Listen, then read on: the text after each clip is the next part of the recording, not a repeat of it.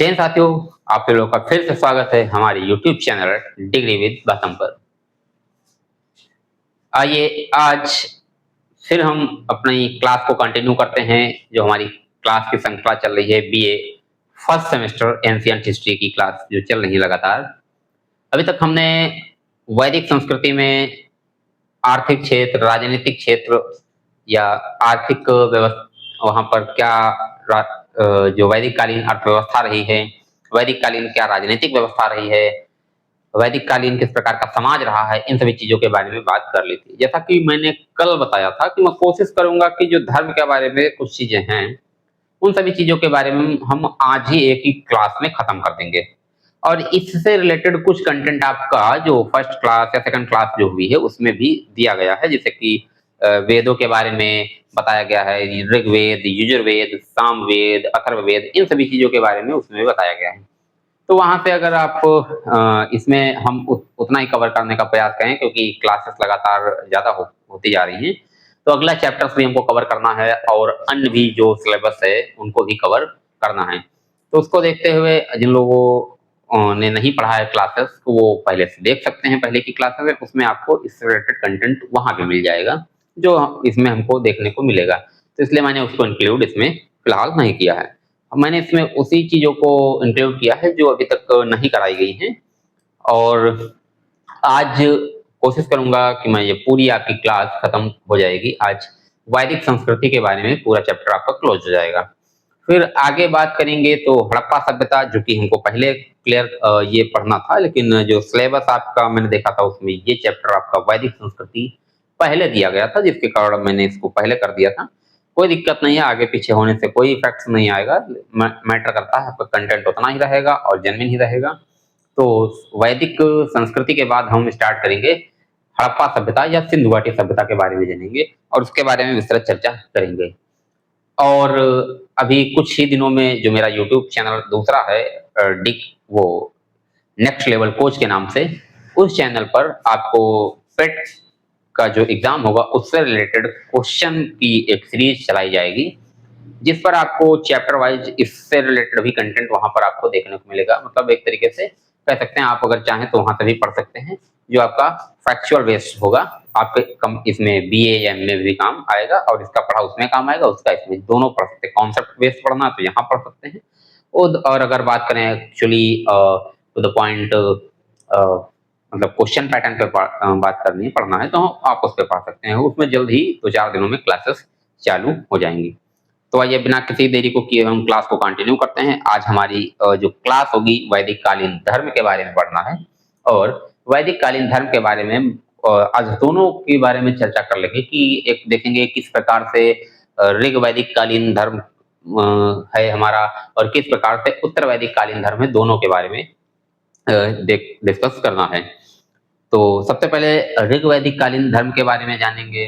जैसे कि देखेंगे कि यहाँ पर जो समाज रहा है किस प्रकार से धर्म की बात करता है, तो हम देखेंगे कि यहाँ पर अलग अलग प्रकार के देवताओं की बात की गई है। जैसे अग्नि की बात की गई है, इंद्र की बात की गई है, मरुत मारुत की बात की गई है, पूषण की बात की गई है। तो अलग अलग विभिन्न विभिन्न देवताओं की बात की गई है। तो यानी कहा जा सकता है कि इस समय का जो समाज रहा है धर्म के मामले में बहुदेववादी रहा, क्योंकि विभिन्न प्रकार के देवताओं की चर्चा की गई है। तो बहुदेववादी, यहाँ पर किसी एक देवता की बात की गई होगी तो उसे हम क्या कहेंगे, उसे हम एकेश्वरवादी या एक देव ऐसा वर्ड यूज कर सकते हैं। लेकिन यहाँ पर बहुत सारे देवताओं के बारे में चर्चा देखने को हमें, उनकी आराधना के बारे में जानकारी हमको देखने को मिलती है। तो आइए क्लास को आगे कंटिन्यू करते हैं और देखते हैं कि क्या क्या चीजें उसमें हमको पढ़नी है। वैदिक कालीन संस्कृति, ये आपका ऋग वैदिक एवं उत्तर वैदिक कालीन धार्मिक जीवन, देवताओं की आराधना, पूजा पद्धति, सामाजिक परिवर्तन, इन सभी चीजों के बारे में हमें बात करनी है। तो सबसे पहले आप देख पा रहे हैं कि ऋग वैदिक आराधना और बहुदेववाद की बात की गई है। यहाँ पर ऋग वैदिक आराधना और बहुदेववाद की बात की गई है। यहाँ पर मतलब देवताओं की आराधना और बहुदेववाद, बहुदेववाद का मतलब जहाँ पर बहुत सारे देवताओं की आराधना की जाए, अलग अलग हमारे जो देवता हैं उनकी आराधना की बात की गई, इसलिए बहुदेववाद यहाँ पर बताया गया है। तो ऋग्वेद से हमें विभिन्न देवताओं की आराधना की जानकारी प्राप्त होती है, जैसे इंद्र, वरुण, और बात करें अग्नि, सोम, पूषण, इस तरीके के अलग अलग देवताओं के बारे में हमको जानकारी मिलती है। अर्थात ऋग्वैदिक समाज मुख्य रूप से कैसा था? बहुदेववादी था। ये अलग अलग देवताओं की पूजा करने के कारण इसे बहुदेववादी बताया गया है। प्राकृतिक शक्तियों को देव रूप देकर उनकी स्तुति एवं आराधना की जाती थी। तो प्राकृतिक शक्तियां जो रही हैं, तो उनको एक प्रकार से देव या देवताओं का स्वरूप माना गया है और उनको एक प्रकार से देवताओं का स्वरूप मान करके उनकी आराधना की जाती थी। ये चीज या जानकारी हमको यहाँ पर ऋग्वैदिक जो धार्मिक है उसमें धर्म है उसमें देखने को मिलता है। मुख्य विशेषता की बात करें तो ऋग्वैदिक समाज में प्राकृतिक शक्तियों के मानवीकरण द्वारा देवताओं की संकल्पना दी गई है। तो ये सारी चीजें हमको देखने को मिलती हैं। आगे बात करें तो यहाँ पर जो अलग अलग देवता हैं उनके बारे में कुछ इंपॉर्टेंट पॉइंट्स और फैक्ट्स को भी ध्यान रखेंगे। जैसे इंद्र की बात करते हैं, अग्नि की बात करते हैं, तो सबसे प्रमुख देवता किसे माना गया है? तो सबसे प्रमुख देवता जो माना गया है वो इंद्र को सबसे प्रमुख देवता माना गया है। जैसे इंद्र की बात की जाए तो सबसे प्रमुख देवता माना गया है। क्यों माना गया है सबसे प्रमुख देवता? क्योंकि इंद्र की अगर बात करें इंद्र की, तो इंद्र के सर्वाधिक सर्वाधिक मंत्र और लगभग कितने मंत्र हैं? तो 250 मंत्र जो है किसके मिलते हैं हमको? इंद्र के बारे में मिलते हैं, इसलिए इन्हें प्रमुख देवता के रूप में माना गया है। इंद्र के बाद की बात की जाए तो इंद्र के बाद कौन आता है? अग्नि देवता आते हैं, जिनके 200 मंत्रों के बारे में जानकारी प्राप्त होती है। 200 मंत्रों के बारे में जानकारी प्राप्त होती है। तो सबसे अधिक जो आपके ऋग्वैदिक काल में हम देखते हैं कि जो मंत्र मिलते हैं वो इंद्र के मिलते हैं। इस आधार पर इन्हें जो प्रमुख देवता माना गया। तो ऋग्वेद में सर्वाधिक मंत्र 250 इंद्र को समर्पित है। और अगर बात की जाए तो इंद्र को क्या क्या कहा जाता है? इंद्र को पुरंदर, पुरंदर यानी किला तोड़ने वाला। तो ये क्वेश्चन आपका कंपटीशन या आपका बीए जो ऑप्शनल होगा उसमें भी इंपॉर्टेंट है कि पुरंदर किसे कहा गया है? तो ऑप्शन में इंद्र हो सकता है, पुरंदर, बादल के देवता। तो इस तरीके से अलग अलग प्रकार के इन नामों से इनको संबोधित किया गया है। युद्ध का देवता, बादल का देवता, पुरंदर यानी किला तोड़ने वाला। तो ये पॉइंट्स को ध्यान रखेंगे। आगे बात करते हैं वरुण की बात की जाए तो वरुण को जल देवता तथा नैतिक नियमों मतलब व्रत की बात की गई है, नैतिक नियमों का रक्षक बताया गया है। तो वो किसे बताया गया है? तो ये वरुण को बताएगा। पूछा जा सकता है कि जल देवता या नैतिक नियमों का देवता किसे माना गया है ऋग्वैदिक कालीन धर्म में? तो वो वरुण को बताया गया है। फिर आगे बात करते हैं, अग्नि की बात करते हैं और सोम की बात करते हैं। तो अग्नि की बात करें तो इंद्र के बाद सबसे अधिक जो मंत्रों के बारे में जानकारी प्राप्त होती है हमें, तो वो हमको देखने को मिलता है अग्नि के में, जिसमें 200 मंत्रों के बारे में जानकारी प्राप्त होती है। तो सबसे 200 मंत्र अग्निदेव के हैं। ये मनुष्य और ईश्वर के बीच मध्यस्थ माने गए हैं कि मनुष्य और ईश्वर के बीच मध्यस्थ किसे माना गया है? ये क्वेश्चन पूछा जा सकता है। तो क्या ध्यान रखेंगे किसे कहा गया है? वो अग्नि को कहा गया है। सोम की बात की जाए तो सोम देवता को वनस्पतियों का देवता कहा गया है। और ऋग्वेद के 9वें मंडल में बात करें तो ऋग्वेद के 9वें मंडल में इसका वर्णन देखने को मिलता है। मतलब 9वें मंडल सोम देवता को समर्पित है। तो वनस्पतियों का देवता किसे कहा गया है? सोम को। ऋग्वेद का 9वां मंडल किसको समर्पित है? सोम को समर्पित है। आगे बात करते हैं पूषण एवं मरुत की बात करें तो पूषण ऋग्वैदिक काल में पशुओं के देवता किसे कहा गया है? तो पूषण को पशुओं के देवता कहा गया। तो ये पॉइंट याद रखेंगे कि पशुओं का देवता किसे माना गया है? तो ऋग्वैदिक काल में पूषण को पशुओं का देवता माना गया है। और यही बात करें तो उत्तर वैदिक काल में इन्हें शूद्रों का देवता भी माना गया है। उत्तर वैदिक काल में शूद्रों के देवता ये बन जाएंगे। फिर मारुत की बात की जाए तो मारुत को आंधी, तूफान, इस तरीके के जो चक्रवात हैं, तो इस प्रकार के देवता के रूप में माना गया है कि ये उसके रूप में पूजित हैं या पूजनीय हैं। तो ये विभिन्न प्रकार के देवताओं की बात है इसमें ऋग्वेद में हमको देखने को मिलती है। इंपॉर्टेंट पॉइंट्स इंद्र का विशेष करके ध्यान रखेंगे, जैसे कि पुरंदर शब्द का याद रखेंगे, किसे पुरंदर कहा गया है? तो वो इंद्र को पुरंदर अर्थात किला तोड़ने वाला कहा गया है। आगे बात करते हैं। फिर देवियों की आराधना एवं प्रकृति की बात की गई है। तो ऋग्वेद में देवियों की आराधना का उल्लेख भी मिलता है। जैसे बात करें तो ऋग्वेद में देवियों की आराधना का भी उल्लेख मिलता है, जैसे उषा और आदिति, इस तरह के देवियों की आराधना का उल्लेख भी देखने को यहाँ पर हमको मिलता है। परंतु पुरुष देवताओं की तुलना में देवियों को अपेक्षाकृत कम महत्व दिया गया है। आराधना का उल्लेख तो मिलता है, लेकिन बात की जाए तो अपेक्षाकृत कम महत्व दिया गया है, ये चीज हमको देखने को मिलती है। ऋग्वैदिक समाज पितृसत्तात्मक दृष्टिकोण रखता था।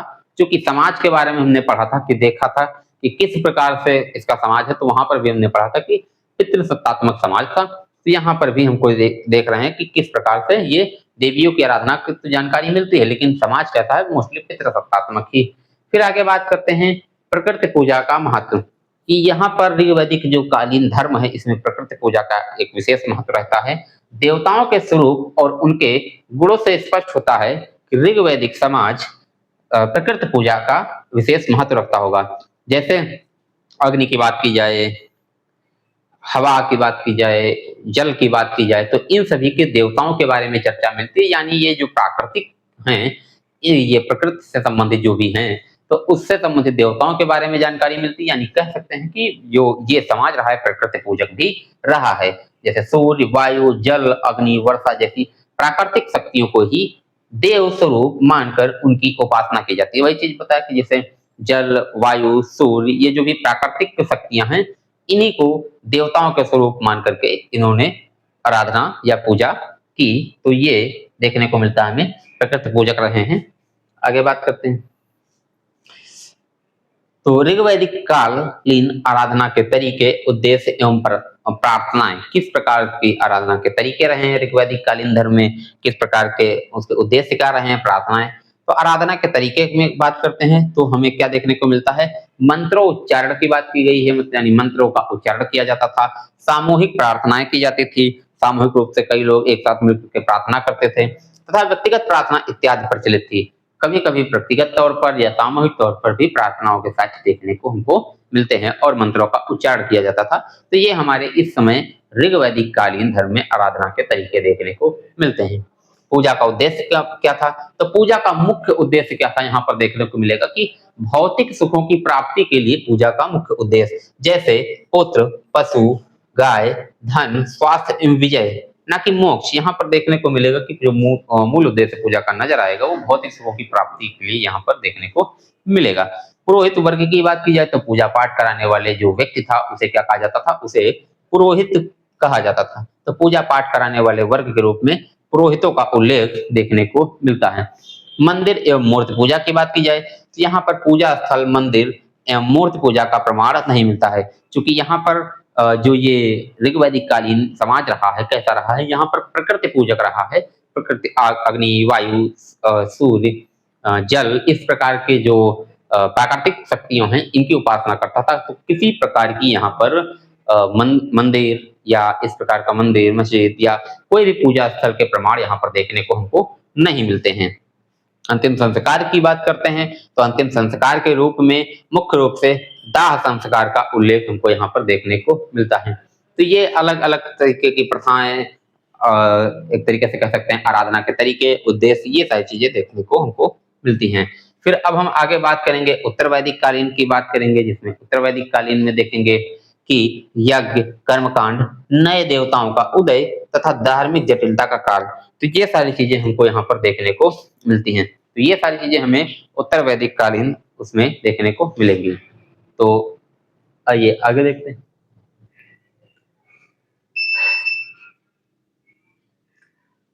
प्रमुख देवताओं में परिवर्तन एवं स्थिति। तो जो प्रमुख देवता थे उसमें क्या परिवर्तन देखने को मिलेगा, क्या स्थिति देखने को मिलेगी।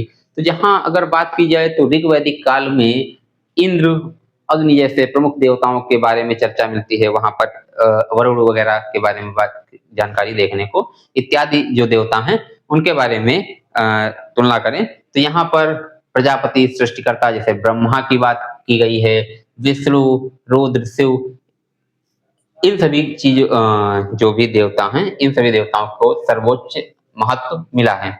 यहाँ पर थोड़ा परिवर्तन देखने को मिला है कि जहाँ ऋग्वैदिक साहित्य में बात की जाए तो इंद्र, वरुण, इस प्रकार के देवताओं की चर्चा देखने को मिलती है। यहाँ पर ब्रह्मा, उनकी तुलना में ब्रह्मा, विष्णु, शिव, रुद्र, ऐसे देवताओं को थोड़ा सा महत्व विशेष करके देखने को मिलता है, दिया गया है यहाँ पर। अन्य देवताओं की स्थिति की बात की जाए तो यहाँ पर अगर बात करें तो अ, जैसे कि हालांकि बात की जाए तो कहा जा सकता है कि अ, अग्नि, बृहस्पति, बृहस्पति को शिक्षा का गुरु माना गया है। बृहस्पति को शिक्षा का गुरु माना गया, ये थोड़ा यहाँ गलत हो गया था। तो अग्नि, बृहस्पति, इस काल में भी इन देवताओं का भी एक विशेष महत्व बना रहा है। देवी पूजा की बात की जाए तो पूर्ववर्ती काल के तरीके से हम देखते हैं यहाँ पर जो है देवी पूजा की बात मिलती है, मतलब यहाँ पर बहुत विशेष कोई परिवर्तन नजर नहीं आएगा। तो ये सारी चीजें हमको प्रमुख देवताओं की वर्तमान स्थिति में देखने को मिलती हैं। फिर आगे कर्मकांड, यज्ञ तथा पशु बलि का प्रभाव क्या देखने को मिलेगा। इस अ, यज्ञ प्रधान पूजा पद्धति, तो यहाँ पर जो भी पूजा पद्धति देखने को मिलेगी वो किस प्रकार की देखने को मिलेगी, वो यज्ञ प्रधान पूजा पद्धति देखने को मिलती है। इस काल में कर्मकांड का प्रभाव बढ़ने लगता है तथा यज्ञ प्रधान पूजा पद्धति भी पूर्णतः विकसित हो जाएगी। कर्मकांड का प्रभाव पड़ेगा और यज्ञ वगैरह के आधार पर पूजा पद्धति यहाँ पर होने लगती है। यज्ञों का निष्पादन अत्यधिक जटिल और खर्चीला हो गया। यज्ञ का उल्लेख कुछ विशेष वर्ग के देवता के रूप में भी किया जाने लगा। तो ये सारी चीजें हमको यहाँ पर इसमें देखने को मिलती हैं। आगे बात करें तांत्रिक यज्ञ एवं पशु बलि की बात करते हैं तो पूजा की मूल प्रकृति प्राकृतिक शक्तियों की तरह रही, लेकिन तांत्रिक यज्ञ एवं कर्मकांड अधिक लोकप्रिय हो गया।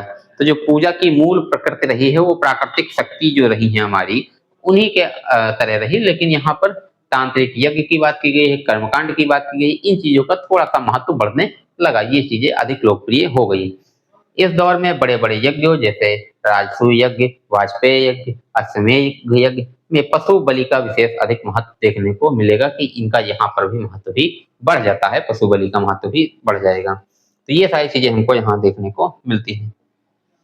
आगे बात करते हैं तो उपदेश से ब्राह्मण वर्ग एवं उपनिषद क्रांति की बात करते हैं तो पूजा का उद्देश्य एवं वर्ग क्या रहा है। तो यहाँ पर पूजा का उद्देश्य अभी भी जैसा कि हम भी देख चुके हैं, भौतिक सुखों की प्राप्ति की बात की गई है। पूजा कराने वाले वर्ग के रूप में ब्राह्मणों को लोकप्रिय एवं श्रेष्ठता अधिक बढ़ी देखने को। और अंतिम संस्कार में दाह संस्कार की बात की गई है। ये इससे पहले वाली स्लाइड का है, उसी की एक कॉपी बन गई है, तो बाकी ये देख सकते हैं। मंदिर एवं मूर्तिकला की बात की जाए तो मंदिर एवं मूर्तिकला का प्रमाण यहाँ पर देखने को हमें नहीं मिलता है। तो ये सारी चीजें अभी हमने देख ली, वही हैं। आगे बात करते हैं तो आगे आपका लगभग इतना ही क्लास में रहेगा। आज की क्लास आपकी इतनी ही रहेगी। अब अगली क्लास जो होगी वो हमारी होगी सिंधु घाटी सभ्यता की क्लास कंटिन्यू आगे होगी। अभी तक अगर किसी को कोई कुछ कंफ्यूजन है, कुछ पूछना है तो वो मैसेज कर सकता है नंबर्स पर या बातचीत कर सकता है जैसे, या कमेंट्स आप करते रहिए। जो भी वीडियोस हैं उसमें नीचे कमेंट्स कर अपना सजेशन दे सकते हैं, कोई फीडबैक है वो बता सकते हैं, कोई इशूज है, कोई क्वेश्चन है वो आप नीचे लिख करके कमेंट्स के माध्यम से दे सकते हैं। और जैसा कि मैंने अभी पहले बताया कि मेरा एक यूट्यूब चैनल और है, नेक्स्ट लेवल कोच, आप सभी लोग उसको भी सब्सक्राइब करिए क्योंकि उस पर भी अभी क्लासेस अभी नहीं चल पा रही थी, लेकिन हाँ जल्द ही उस पर क्लासेस कंटिन्यू हो जाएंगी। उस पर जिस दिन से कंटिन्यू होंगी तो उस पर भी आपको लगातार क्लासेस मिलती रहेंगी, प्रयास पूरा यही रहेगा। और इधर अगर बात करें तो आपका देखता हूं मैं कि अगर पॉसिबल हो पाता है तो सोशियोलॉजी की क्लास या पॉलिटिकल साइंस की क्लास स्टार्ट होगी, और ये फर्स्ट सेमेस्टर की। और आपका हिस्ट्री जो सेकंड सेमेस्टर चल रहा है वो भी थर्ड सेमेस्टर जो अभी चल रहा है सेकंड ईयर में, तो उसकी क्लासेस भी चालू हो पाएगा पॉसिबल, तो वो भी कंटिन्यू इधर ही कर दी जाएगी। लेकिन पॉसिबिलिटी ये रहेगी कि मान के चलिए आपकी लगभग सभी क्लासेस जो हैं, जैसे 3-4 सब्जेक्ट की हिस्ट्री और पॉलिटिकल साइंस, सोशियोलॉजी, हिंदी, इस तरह की क्लासेस लगातार आपको सीक्वेंस वाइज मिलती रहेंगी, जिसकी प्लेलिस्ट बना दी जाएगी, तो आप लोग उससे अपना देख सकते हैं। कंप्लीट होने के बाद जब एग्जाम आएगा तो एग्जाम के टाइम पर आप लोगों के लिए जो प्रैक्टिस सेट मैराथन वगैरह होगी वो भी करा दिया जाएगा। और मैं आप लोगों को एक जो क्वेश्चन बेस्ड पीडीएफ होगी वो भी एग्जाम से पहले कुछ दिन पहले आपको मिल जाएगी, तो उससे आपको काफी ज्यादा बेनिफिट्स मिलेगा। जिस तरीके के पेपर में आपको क्वेश्चन देखने को मिलेंगे उसी तरीके के पेपर में जो प्रैक्टिस सेट में बनाऊंगा, तैयार करूंगा, उसी तरीके के क्वेश्चन आपको वहां पर देखने को मिलेंगे। तो आज की क्लास में हमारा इतना ही रहेगा। आज की जितनी क्लास थी, कल से हम नया चैप्टर चालू करेंगे या बात करेंगे एक तरीके से जो हमारा नया टॉपिक है सिंधु घाटी सभ्यता वाला है, तो उसके बारे में चर्चा करेंगे। तो आज के लिए इतना ही। आप सभी लोग चैनल को लाइक, सब्सक्राइब और शेयर जरूर करते रहिए। काफी लोग शेयर ना लाइक कर रहे हैं ना सब्सक्राइब कर रहे हैं, तो वीडियो क्लास में देखते रहिए। मैं सिर्फ यही नहीं कहता हूँ कि आप केवल लाइक सब्सक्राइब करिए और गायब हो गए। मतलब मूल उद्देश्य है कि आपको पढ़ना भी जरूरी है, कि केवल सब्सक्राइब कर दिया, बटन दबा दिया, उसके बाद गायब हो गए। आप पढ़ते भी रहिए। Thank you all of you.